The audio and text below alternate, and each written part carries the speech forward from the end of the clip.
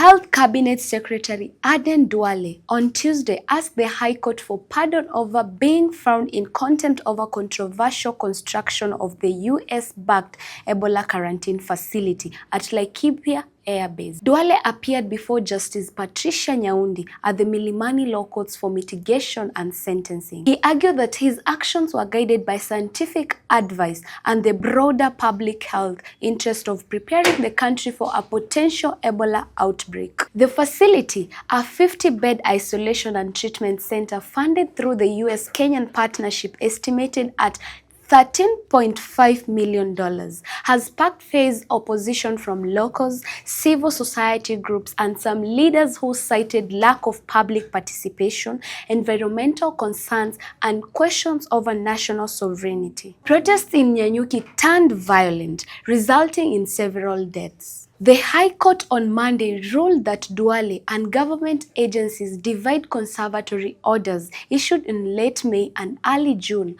halting construction and operationalization of the facility. The orders were granted following a petition by groups including the Katiba Institute. In his plea, Duale maintained that the project was critical for strengthening Kenya's emergency preparedness amid the ongoing Ebola situation in the Democratic Republic of Congo and Uganda. He emphasized that the facility will serve both Kenyan and international needs. Sentencing is pending as the court considers his mitigation plea. Contempt of the court carries possible penalties, including fines or imprisonment. The case has ignited a broader debate on the balance between rapid public health preparedness and adherence to constitutional requirements such as public participation and respect for court orders. Winnie Mora for GTN Africa.